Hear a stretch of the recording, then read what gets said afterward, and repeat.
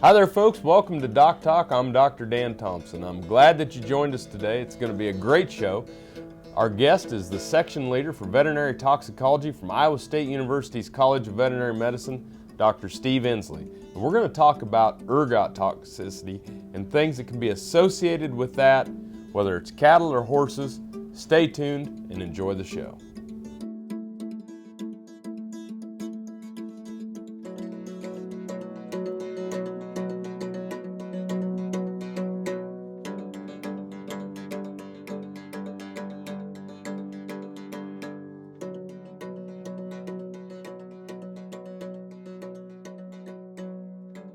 Closed captioning brought to you by Kansas Soybean Commission. The Soybean Checkoff, Progress, powered by Kansas farmers. This segment brought to you by Kansas Regenerative Medicine. Your stem cells, your health, your life. Steve, welcome to the show. Thanks for having me here. One of the things that we'd like to talk about is ergot toxicity. This year has been particularly problematic in the Midwest in general. With ergot, it's a fungus that will grow on grasses and produces a chemical similar to what fescue does. So this year, not only have we had some of the issues with fescue grass that we normally see, but when this fungus, a second fungus grows on the seeds and produces the similar toxin, then those effects become additive. So not only do we have issues with fescue that we normally do, but we'll also, double the dose basically with some of these ergot infestations that we've seen because of the cool, wet spring. In the Midwest last year, we had a lot of rain. It looks like the drought was over. Rained till the end of May. It quit at the end of May, and then we didn't see, the rain was very spotty then from then on. But that cool, wet, early part of the year was ideal for this Claviceps purpura fungus that grows on there. And so it infected a lot of the grasses that we make hays out of, besides the grasses that we graze.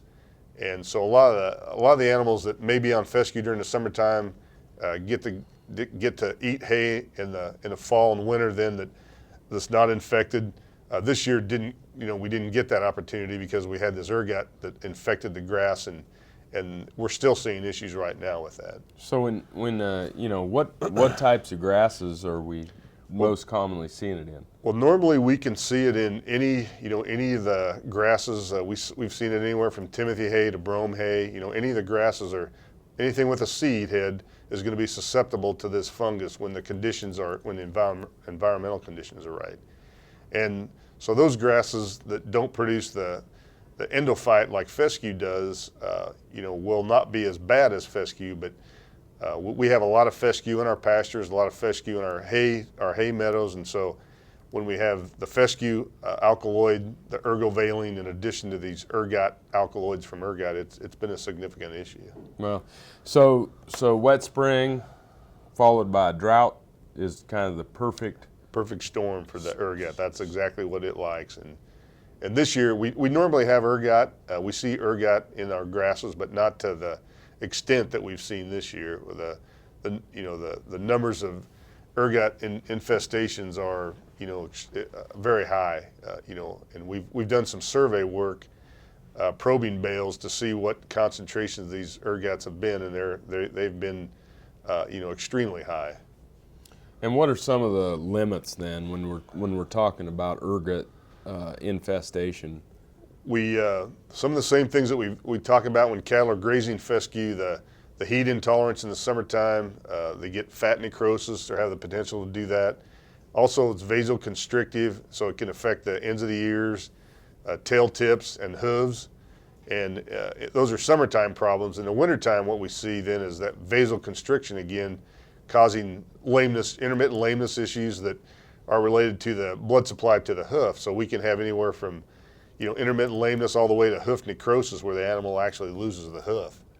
And we've seen some of that this year in cattle. And horses are particularly sensitive. They're even more sensitive than cattle. So, well, let's take a break. Let's come back and let's touch more on the equine side of things. Okay. You're watching Doc Talk, and we're glad.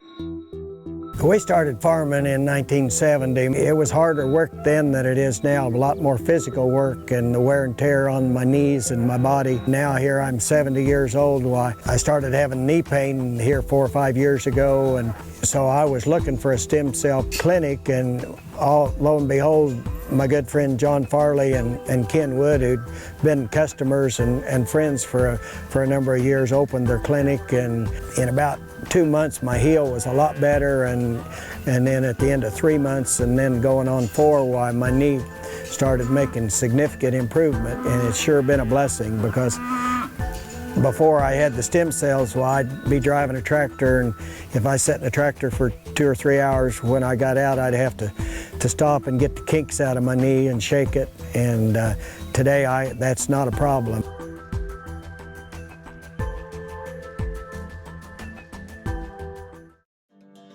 Doc Talk, brought to you by Santa Fe Trail Meats in Overbrook, or visit us online at sftmeats.com. Hi there, folks. Welcome back to Doc Talk. I'm Dr. Dan Thompson, here with Dr. Steve Inslee. And Steve, you're the section leader of toxicology at Iowa State's College of Veterinary Medicine, which, you guys see a lot of cases and have a tremendous history for veterinary diagnostics and veterinary toxicology, and glad to have you on the show. And ergot is one of those that, whether it's fescue or whatever, we have just it's been around since Moby Dick was a minnow. Right. I mean, a lot of the French Revolution was blamed on ergot ingestion. A lot of historical events, even the witchcraft trials in Salem, were blamed on ergot ingestion. People get hallucinogenic when you consume those. So ergot, as long as there's been grains and people have been consuming those, there's been issues with ergot. Now, we don't want people going out and eating fescue. No. Well, a lot of the ergot, we have wheat, the small grains, the rye, the barleys, the wheats get ergotized, and historically they made bread out of those, had the chemical in there, and then people ingest it, and see the same things in animals that we do see in humans. The heat intolerance was the one that was the classic sign for me when I would have cattle come into feed yards or come in off a pasture, and it'd be 80 degrees, and all the other cattle are doing fine, and here's a pen that is open mouth breathing and can't stomach it. Exactly. Ergot, or the fescue, the endophyte infected fescue grass has gradually, moved across the U.S. 10 years ago, we didn't have problems in Iowa with it. Now it's a common grass in our fields, and it's moving north all the time. It's a very hardy, well-adapted grass, does fine, except the animals, when the endophyte is high, in a high enough concentration, the animals just cannot tolerate, the dose they get when they have to ingest that every day. And horses particularly are a species that's very sensitive, even more sensitive than cattle, probably the most sensitive to the ergots that we see in their grasses and hays. And one of the problems that we see this time of year is prolonged gestation, and if a pregnant mare is on the ergotized grasses or fescue grass even, they won't foal. They'll maintain the foal and their foaling date. They'll exceed their foaling date by weeks sometimes. And then when they do foal, they've got an oversized fetus. The placenta is edematous, and they also become very agalactic with that. So if they do manage to have a foal alive, the agalactia issue can be as serious as anything else that we see. So when we talk about, earlier in the gestation period, it can cause some abortion issues. It's potential for abortion issues, especially because it's heat related. Animals are being bred when it's hot, and they can't maintain normal temperatures. So we do feel like we see abortion issues, and have this last year, because of the ergotized greens. So take-home message is if you're gonna, during drought situation, make sure you get your hay tested. Right. This year particularly, it's been an issue. You need to know the status, and especially, your grasses that you graze. We need to be able to get animals off of those, periodically if we can, to be able to manage those. And so testing is one of the strategies that we've used. Good. When we come back from the break, folks, we're going to continue on with Dr. Steve Inslee. He's a world of knowledge for us on veterinary toxicology. Tickled to have him here, and we'll see you here in just a minute. This Meet the Future Veterinarian is brought to you by Zuprevo. Choose confidence. Choose Zuprevo for BRD treatment. Julia Herman took a winding path to become a veterinarian with inspiration as a child from National Geographic books, then with a bachelor's in zoology and a master's in epidemiology. After graduation from Colorado State's College of Veterinary Medicine, Julia plans on finding a position that combines livestock and wildlife medicine, epidemiology, research, and public health. Broadband has become as important to us as highways. That is why Doc Talk is teaming up with NTCA, the Rural Broadband Association, and rural broadband companies like Blue Valley Telecommunications in fighting for quality broadband access through the program Smart Rural Communities. I don't think we have any idea what's coming in the future. I couldn't have imagined 5 years ago what we're doing today. So in 2 years, I would guess there's things we can't imagine that we're going to be doing. To learn more, visit ntca.org/smart or bluevalley.net. No matter where, no matter why, the Veterinary Health Center at Kansas State University is committed to providing quality patient care to animals and exceptional customer service to their owners. From routine checkups to emergency and specialty care, our world-renowned specialists and experienced professionals are here to discover, to teach, and to heal. Let us know. How can I help? How can we help? Tallgrass Commodities offers producers bulk commodities at a reasonable price with reliable service throughout the whole Midwest. To find out more about Tallgrass Commodities, visit tallgrass.us or call 785-494-8484. Soil is the life of a farm, and for 25 years, SureCrop Liquid Crop Nutrition has helped growers produce abundant quality crops while preserving and improving the soils they steward. SureCrop offers complete soil and plant analysis with cropping recommendations, delivery direct to your on-farm storage, and quality crop nutrition custom blended for your field. Choose SureCrop for the assurance of excellence for your soil. Call today or visit their website for more information. When your living depends on agriculture, you can depend on KFRM 550 AM.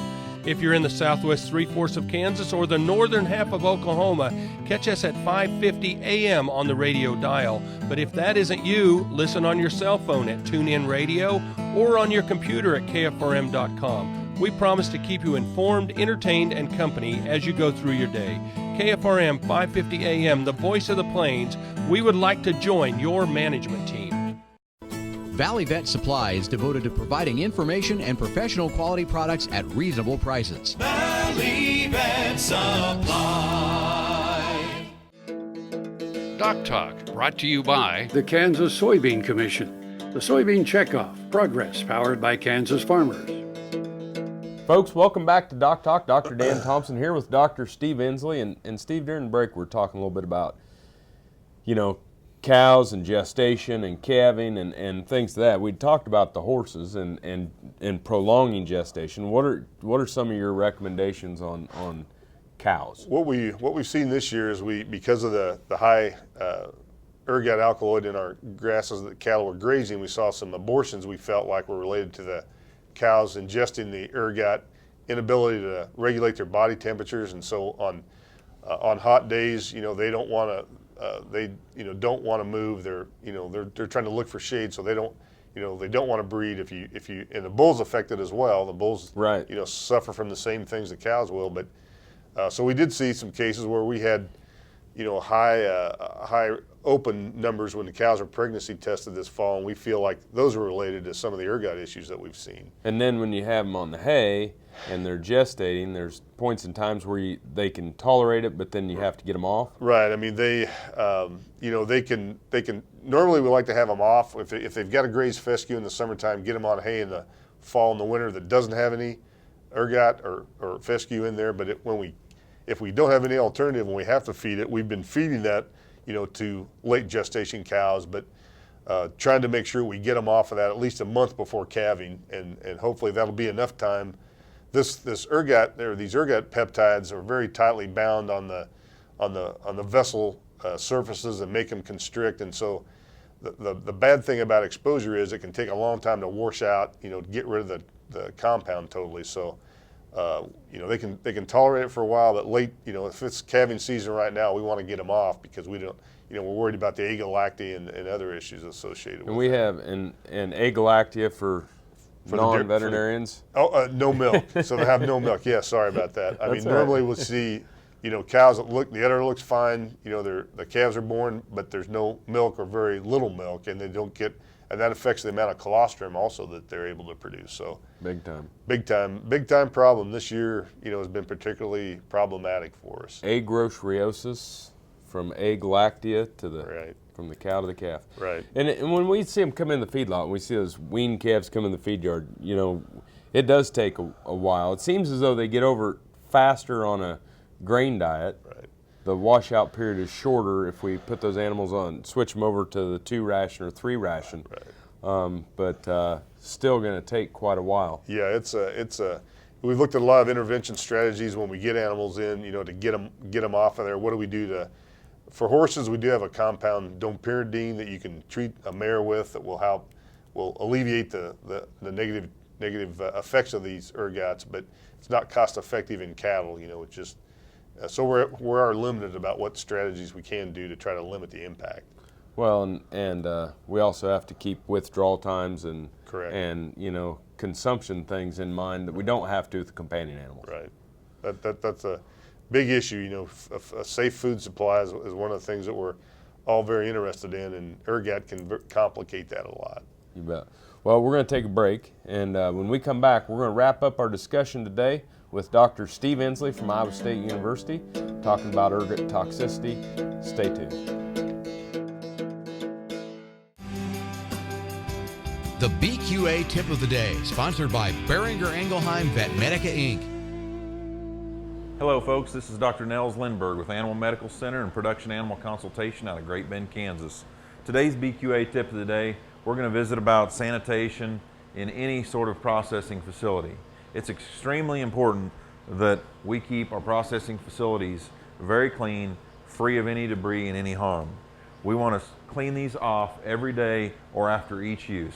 If we don't, we just get buildup of manure, byproducts. We get buildup of especially problematic things like viruses and bacteria.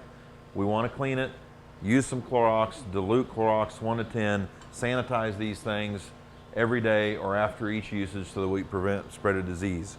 Even in particular, such as this little tidbit, this facility, they keep their thermometer there, they keep it in some dilute, keep it sanitized, keep it clean. We want to keep these facilities, again, spick and span. It's very important to our biosecurity success, whether again it's a cow-calf facility, stocker, starter yard, or feed yard. If we don't keep it clean, our animal health outcome will not be what we want it to be. Thank you.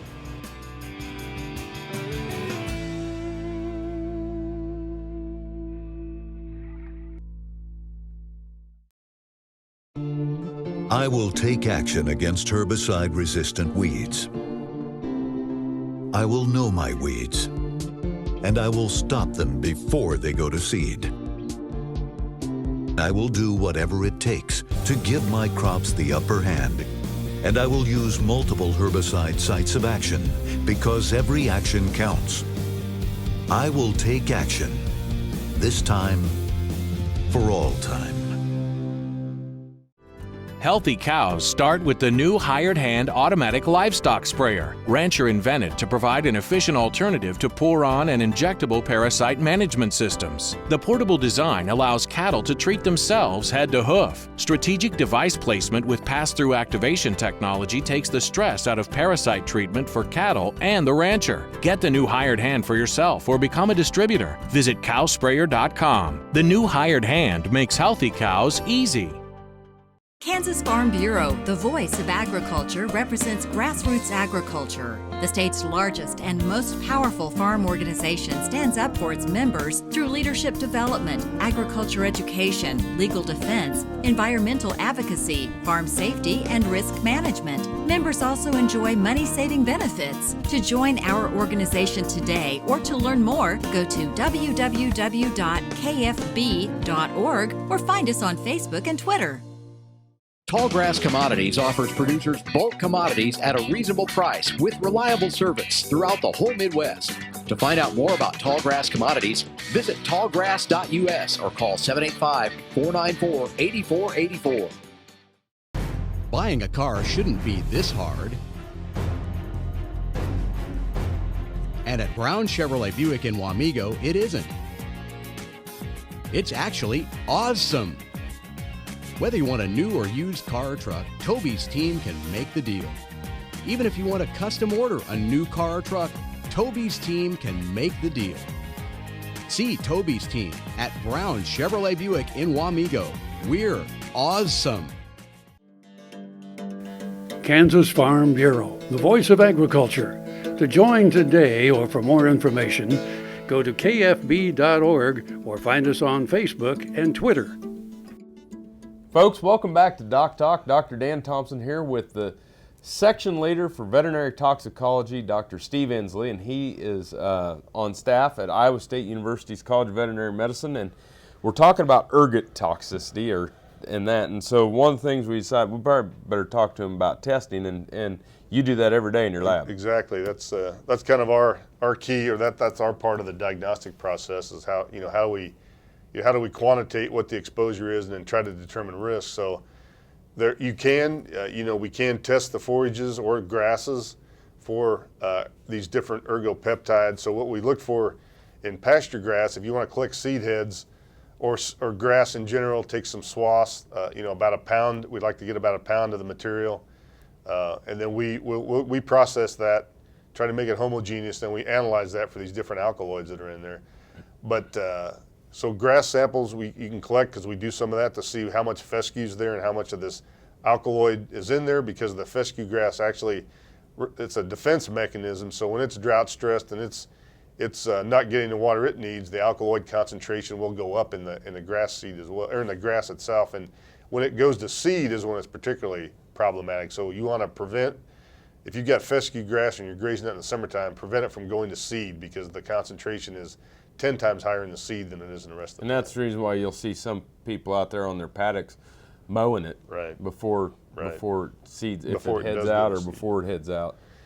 And then once you make hay, in this year in particular, what we like to do is we like to sample the bales, but we want to make sure if you're going to probe the bale, the sample, that you go in from the side of the bale, not the cut face. Not the end. Not the end of the core, because we want to get a cross section of the seed heads and as much grass as we can, through the whole, through that whole bale. And when we go through the side and make a probe there, we just get one section of the grass, not a good distribution. So one of the keys is, do you go all the way across that? We try. It depends on the size of the probe. We'll collect as many probe samples as we can, mix that sample. Maybe have people try to carry a 5-gallon bucket, probe as many bales as they can, put that into a 5-gallon bucket, mix that up, and then send about a pound of that to me to analyze. We get a good representative sample and can feel like we can give you good information on your risk associated with those bales. How many bales should they? Well, or just get that 5-gallon bucket full? Yeah, if you get that 5-gallon bucket full, sample as many as you can. The more hay you have, the more samples we get, the more random distribution. The biostatisticians love that. More samples is better. And we love that too. So, take as many as you can. Take 2 5-gallon buckets if you want to. Mix those up, grab a subsample out of that, and that's what we like to test. Okay. And then on the grass samples in the pasture, is there any place in the field that you shouldn't test? Or I remember we used to throw a Frisbee, and then wherever it landed was kind of the random place. Exactly. What I usually tell people to try to do is draw a diagonal line somewhere across the pasture and walk across that line, and then every 10 steps take a sample and collect it. And because what we're trying to do is get as random of a sample as we can from there. So Frisbee method, 5-gallon bucket method, I think any of those are all acceptable. Well, thanks a million for being on the show today. It's always good information and fun to have you here. You bet. Yeah, anytime. I love to talk about veterinary toxicology. So. Well, we're going to have you back. All right, sounds good. And thank you for watching today's show. Remember, always work with your local veterinarian. And if you want to find out more about what we do on Doc Talk, you can find us on the web at www.doctalktv.com. I'm Dr. Dan Thompson here from the College of Veterinary Medicine at Kansas State University. Thanks for watching the show, and I'll see you down the road. Closed captioning brought to you by Kansas Soybean Commission. The Soybean Checkoff, Progress, powered by Kansas farmers.